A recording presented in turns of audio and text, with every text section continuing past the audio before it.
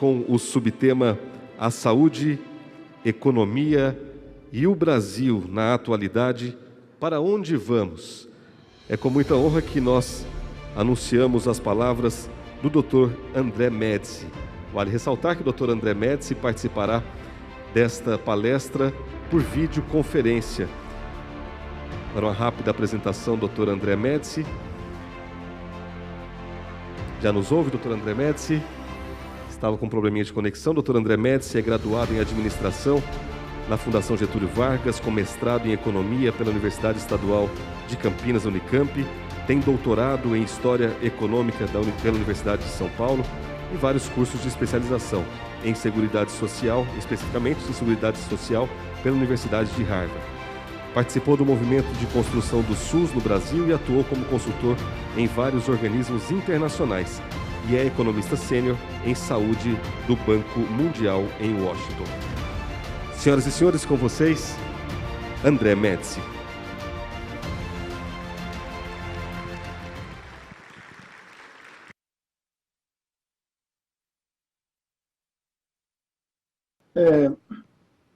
Antes de tudo, eu gostaria de agradecer ao convite de participar deste evento de grande importância. Gostaria de estar com vocês em Goiânia, que é uma cidade que eu gosto muito, mas, infelizmente, a distância, né, de estar aqui nos Estados Unidos, eu moro na região, na área metropolitana de Washington, me dificulta estar aí com vocês.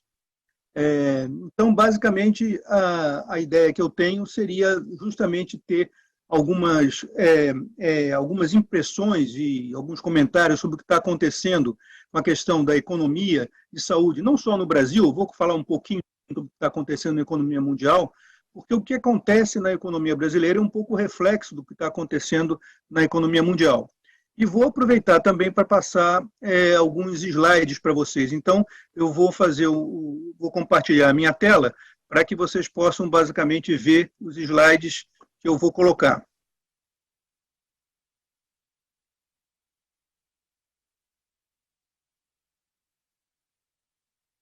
Bom, então, basicamente, esse seria o tema, né, economia e saúde no Brasil atual, e eu vou tentar discutir, né, nessa perspectiva, primeiro, o que está acontecendo a nível mais geral, nas tendências da economia mundial, e depois passar um pouquinho para a discussão do Brasil, entrando um pouco na questão específica da área de saúde, das tendências da área de saúde, embora eu tenho certeza que vocês já discutiram muitas coisas aí, especificamente com as apresentações valiosas do Adriano, e agora especificamente com o tema de valor que foi colocado pelo César Abicalaf. Bom, quais são as tendências principais que a gente tem ao nível da economia mundial? Bom, a primeira delas que nós podemos colocar é que, ainda que esteja em retração, né, a pandemia do Covid-19 ainda mantém perspectivas de um crescimento econômico baixo no ano 2022, ou seja, a gente não teve um impacto tão grande, né, da Covid como teve em 2020 e especificamente em 2021, mas ainda mantém uma tendência especificamente a um crescimento mais baixo, em função do tema da pandemia. Uma série de questões, quer dizer, a gente sabe que basicamente a onda da Omicron ela é muito mais suave, né, e que efetivamente as vacinas, né, e atualmente os processos todos que existem de combate à pandemia são muito mais eficazes. Existe o problema de que em muitos países mais pobres, né, principalmente os países africanos, os países da Ásia, ao sul da Ásia, ainda tem taxas de infecção muito elevadas, e isso pode, de alguma forma, fazer com que se tenha uma recuperação um pouco mais lenta da economia mundial.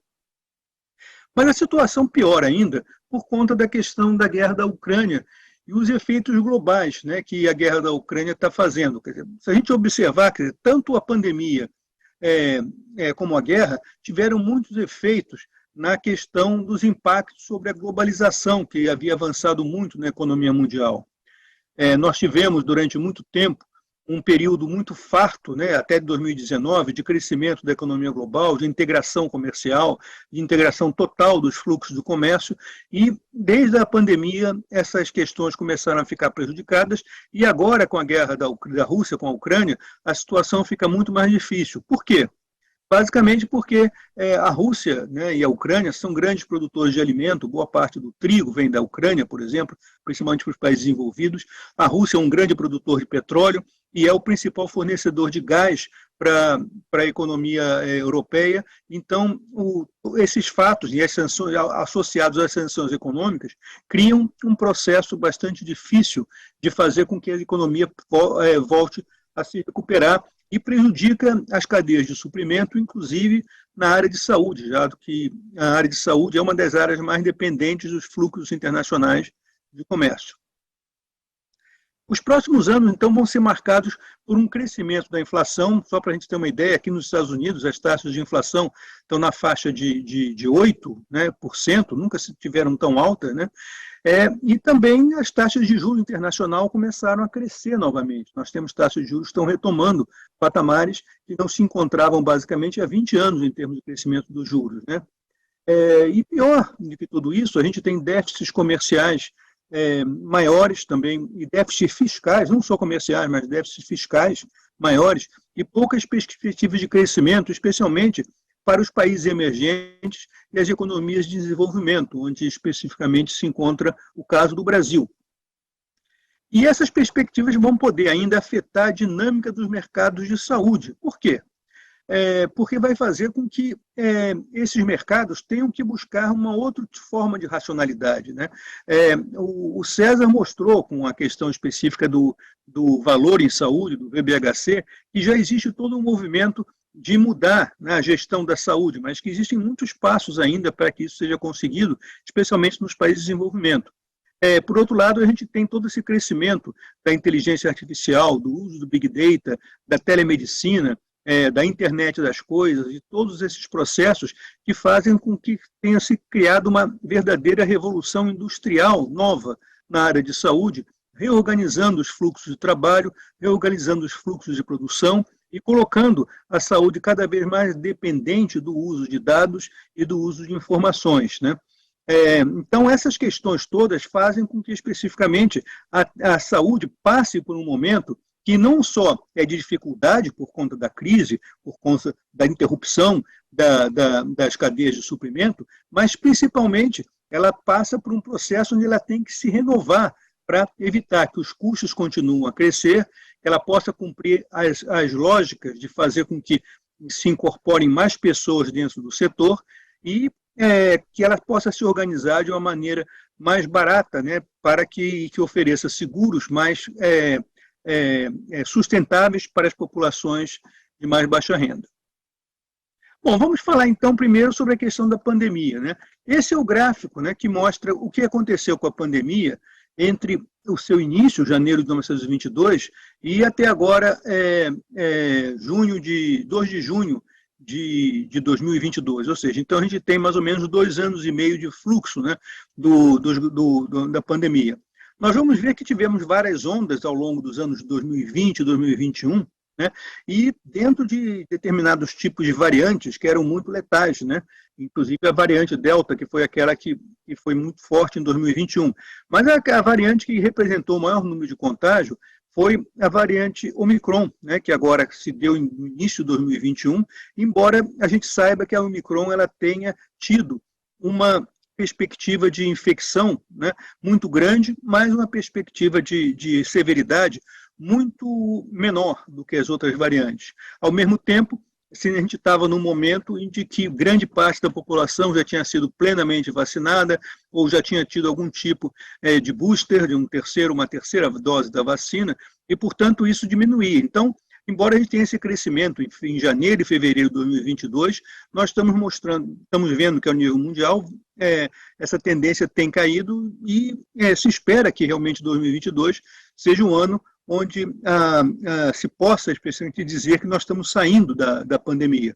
Isso não significa que as medidas protetivas, o uso de máscaras, devam ser descartados, mas que hoje em dia que nós temos, basicamente, mais conhecimento para poder, de alguma forma, enfrentar os temas da pandemia.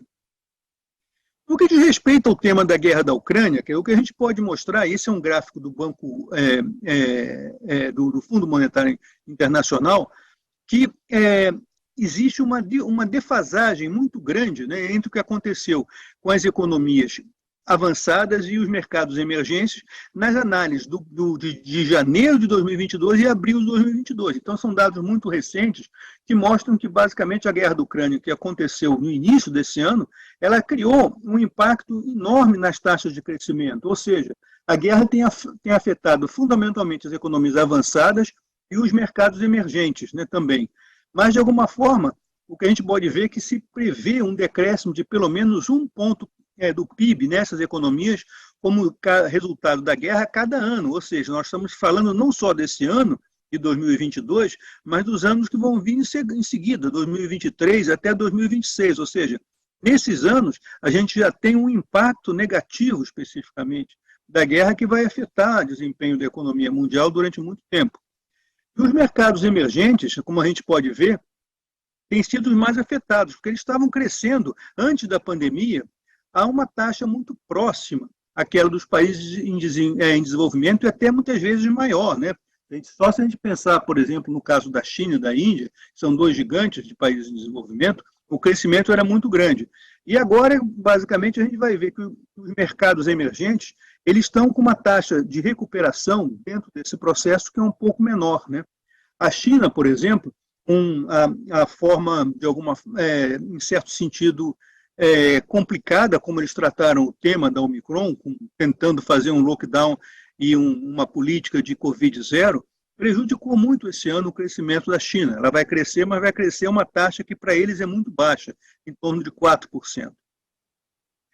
Então, com isso, a gente pode notar que o desempenho da economia mundial, né, ele baixou muito em 2022. Por exemplo, o produto mundial cresceu em 2021 6,1%, mas em 2022 ele vai crescer provavelmente 3,6%. E, basicamente, isso vai se repetir em 2023 em função dessas tendências que nós estamos colocando, né? No caso específico das economias avançadas, esse crescimento é ainda menor, né? Ou seja, também nos Estados Unidos. E na zona do euro também. Então, nós podemos notar que, basicamente, esse momento é um momento que a gente vai passar por uns 2, 3 anos de crescimento bastante complexo, né? De crescimento bastante baixo do ponto de vista da economia mundial.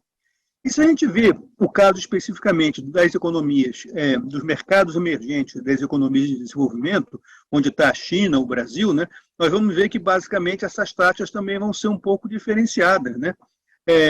Com exceção, a Índia, por exemplo, é o único país que está crescendo um pouco mais em 2022, mas os demais países estão crescendo a taxas muito baixas.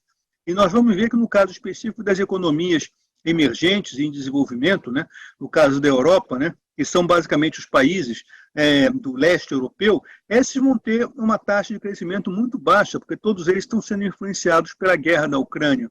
A Rússia vai crescer, vai ter um decréscimo no PIB em 2022 de menos 8,5%, né? E os demais, a América Latina e Caribe também vai crescer abaixo, né, da média das economias de desenvolvimento, 2,5%. E dentro desses países todos, tirando os países do leste europeu e a Rússia, o Brasil é o país que vai crescer menos, né? Ele vai crescer em torno de 0,8%, segundo as estimativas do Fundo Monetário Internacional, nesse ano de 2022. E em 2023, essa recuperação não vai ser das melhores, vai ser de 1,4%, o que mostra que são taxas menores do que o crescimento demográfico que o país tem, ou seja, isso significa que o PIB per capita vai crescer de forma negativa nos próximos anos. Então, essas são questões que nós temos que, de alguma forma, se acostumar com o que vai passar especificamente, não só no contexto mundial, mas no caso específico do Brasil.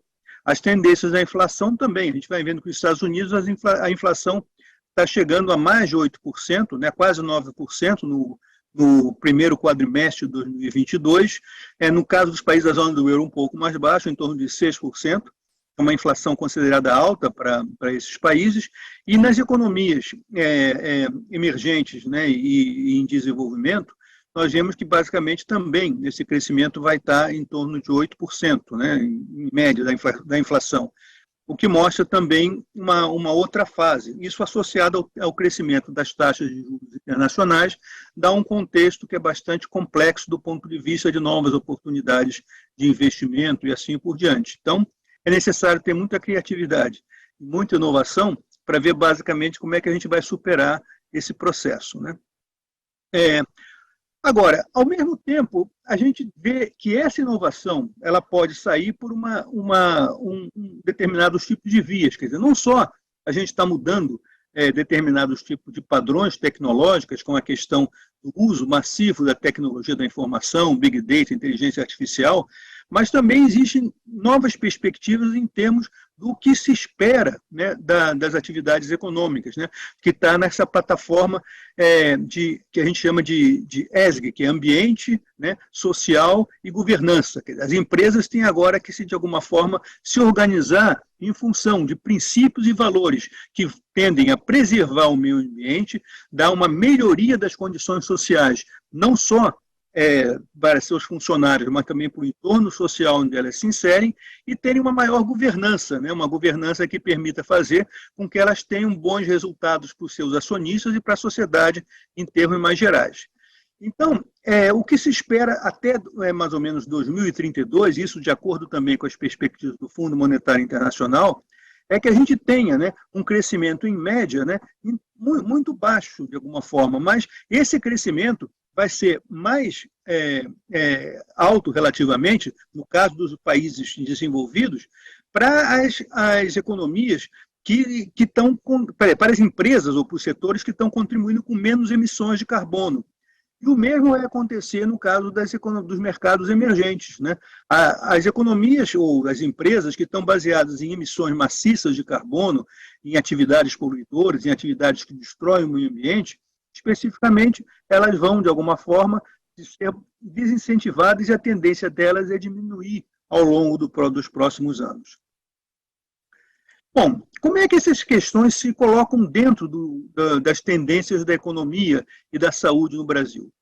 Bom, o que a gente pode dizer é que a economia brasileira, em 2022, será menos afetada pela pandemia do que a média dos outros países, mas crescentemente afetada também pelo contexto internacional, que é o tema da guerra da Ucrânia, a redução dos fluxos comerciais, com consequências, né, como elevadas taxas de inflação, elevadas taxas de juros e um déficit fiscal crescente, né, em função de todos os tipos de ajuda econômica que tem sido dada nos últimos anos e a manutenção de uma política que não respeita a questão do ajuste fiscal, ou basicamente não respeita o teto de gastos. Esse tem sido um dos grandes problemas que a gente tem no Brasil.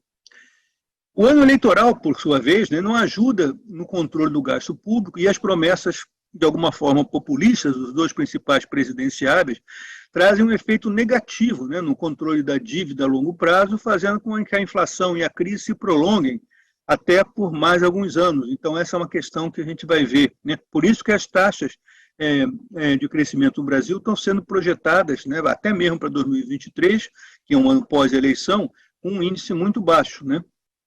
Essas perspectivas vêm sendo acompanhadas também por aquilo que a gente chama de um subfinanciamento e uma ineficiência crescente no caso dos gastos públicos em saúde, e uma concentração crescente dos mercados de seguro-saúde. Ou seja, numa economia, né, como a brasileira, onde o orçamento não tem uma estratégia de priorização, eles acabam priorizando coisas que são supérfluas e não dão prioridade às atividades básicas, que são as atividades de saúde e educação, por exemplo, né? A inflação, por sua vez, tem trazido também um crescimento recorde nos custos do seguro-saúde. Isso eu tenho certeza que o Adriano falou sobre isso agora, quando mostrou os dados que ele deve ter trazido, né? E isso acontece tanto, não só nos planos individuais, como também nos planos coletivos. Então, um pouco mostrando esses dados no Brasil, aqui são as curvas de crescimento, né, dos novos casos de Covid-19 entre janeiro de 2020 e junho de 2022 no Brasil. A gente nota que é uma tendência muito parecida com a tendência mundial. A gente tem aqui o crescimento, né, do caso da Omicron, mas nós estamos em patamares baixos, crescendo um pouquinho agora, em final de junho, mas os patamares são bastante baixos e se espera que eles não cheguem a níveis mais altos, a não ser que surja uma outra variante que ninguém é capaz de prever. Mas, de qualquer forma, se as variantes forem, novas variantes surgirem, forem parecidas com o caso específico da Omicron, o que a gente vai ter é uma contaminação maior, mas sem grandes problemas de letalidade, como aconteceu com as variantes anteriores. Esses dados aqui, essa tabela, ela mostra basicamente uma série de tendências para 2022 e 2023, baseadas no boletim Focus do Banco Central. Então, o que a gente tem aqui, basicamente, né, é que o IPCA, né, a tendência do IPCA em termos dos próximos meses está crescendo, ou seja, há 4 semanas atrás se pensava que o IPCA iria ser em torno de 6,97%, né? Agora já se fala em 7,65%, e hoje já se está falando em 7,89%. Hoje, nesse caso, seria em abril. A tendência agora pode ser até um pouco maior, né? Em 2023, ainda que a inflação possa ser mais baixa, ela vai se dar em patamares grandes, né? O crescimento do PIB está abaixo daquele que foi colocado basicamente pelo Fundo Monetário, está em torno de 0,7%. Mas, nesse caso, com a perspectiva otimista do crescimento do produto no primeiro trimestre desse ano, a gente já tem algum tipo de processo. E o Brasil tem toda essa questão do agronegócio, que é uma grande fonte de recursos que pode fazer com que o Brasil tenha um efeito compensatório em relação ao crescimento do comércio mundial, quando ele conseguir, basicamente, ser um grande, porque ele é um grande celeiro, ele pode alimentar muitos dos países que estão sendo agora deteriorados pela questão da crise alimentar. Isso não significa que a gente não vai ter uma crise alimentar nos próximos anos, mas, de qualquer forma, o Brasil tem essa possibilidade de ser um grande exportador de produtos primários, né? As taxas de câmbio estão baixando, vocês sabem, aqui a perspectiva é que elas cheguem ao final do ano em torno de 5, que é mais ou menos como elas estão em torno de 4,7, 8. Né? Agora, a taxa de juros está muito alta, em torno de 13,25%. Pode ser que ela reduza em 2023, mas com taxas de juros dessa variação, fica muito difícil a gente pensar em um financiamento aos investimentos novos que tem que ocorrer, né? O déficit fiscal é grande ainda, quer dizer, 15%, né, 15,85 bilhões, e ele pode chegar a 28 bilhões em 2023. Bom, e a dívida líquida em relação ao PIB está em torno de 60,4%, pode chegar a 63,5% em 2023. Então, são indicadores que não são os melhores, né? Que a gente tem que pensar em relação à economia brasileira. A grande questão é como é que isso tem afetado o setor saúde, né? Nós podemos dizer, né, que o Brasil gasta muito pouco em saúde, e basicamente esse gasto pequeno em saúde, ele está associado basicamente ao governo federal. Mas nós vemos também que, apesar de tudo, ele vem crescendo, desde o governo Lula, Dilma 1, Dilma 2, né?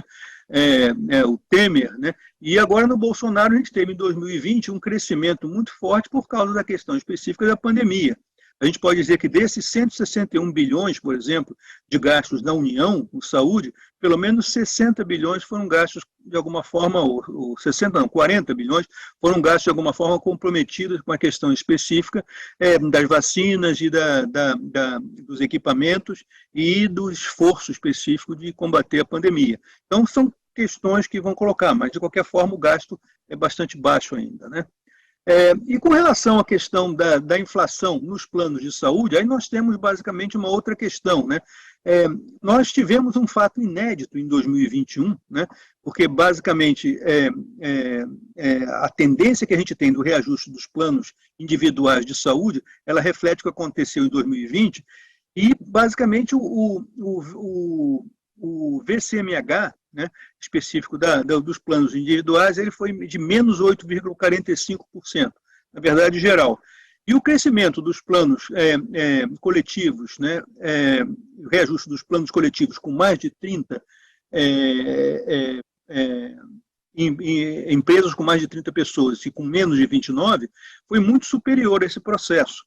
A tendência que a gente tem agora esse ano, e essa é a grande questão, é que em 2022, né, a ANS recém divulgou o reajuste dos planos de saúde individuais de 15,5%. Provavelmente o Adriano discutiu muito isso com vocês, né? Mas o VCMH associado aos planos individuais, calculado pelo arquiteto da saúde, que é a empresa do Adriano, foi em torno de 20%. Então, é necessário redefinir também as formas de reajustar os planos individuais, caso exista interesse em se manter esses mercados. Por quê? Porque, de alguma forma, nós tivemos um processo que foi bastante complicado. Desde 2016, vocês sabem disso, né? A saúde suplementar vem perdendo pessoas. Então, a gente tinha em torno de 51 milhões de pessoas que tinham planos de assistência médica por volta de 2015, né? E isso começou a cair com a crise que veio com o governo da Dilma Rousseff e depois só voltou a crescer agora em 2019. Entre 2019 e 2021, houve um crescimento de 3 milhões de novos beneficiários de planos coletivos e por adesão. Mas houve uma redução de 1 milhão de beneficiários dos planos individuais. O que leva a essa redução dos planos individuais? De alguma forma, é o fato de que, em grande medida, os reajustes, os tetos de reajuste que são fixados pela ANS são menores do que a inflação real que está existindo nesses setores. Isso desestimula, de alguma forma, as operadoras a manter planos individuais. Para eles é muito mais recompensador, do ponto de vista da recuperação dos recursos, os planos coletivos, sejam eles planos individuais, ou planos empresariais, ou planos por adesão. Então, esse é um tema especificamente que a gente tem que pensar, né? É muito difícil a gente saber o que vai acontecer com a tendência de crescimento dos planos de saúde, dos beneficiários de planos de saúde agora nesses próximos 2 anos, né? Tudo vai depender de como a economia vai se recuperar, e a gente sabe que nesses 2 anos a economia não vai se recuperar muito bem. Então, essa é uma grande incógnita que a gente vai ter. Agora, isso não implica ou não significa que as empresas da área de saúde possam renovar as suas perspectivas. Por quê? Por todas as questões que o César colocou. É um setor dinâmico, é um setor que está utilizando muita inteligência artificial, e vocês da área de oftalmologia certamente sabem disso, por exemplo, né? O número de startups novas que tem crescido no Brasil é estrondoso em várias áreas, e, portanto, são questões que vão fazendo com que o mercado tenha inovações que permitam que ele se reconfigure. Então, a gente tem que pensar, quer dizer, que as perspectivas do setor saúde podem não ser tão duras assim se a gente pensa nessas perspectivas de como reorganizar. Porque, afinal de contas, as crises são sempre momentos de reorganização da sociedade, da economia e das forças produtivas. Então, essas são oportunidades que a gente tem que pensar, e aqueles que vão na frente sempre ganham a melhor parte. Muito obrigado pela oportunidade de conversar com vocês.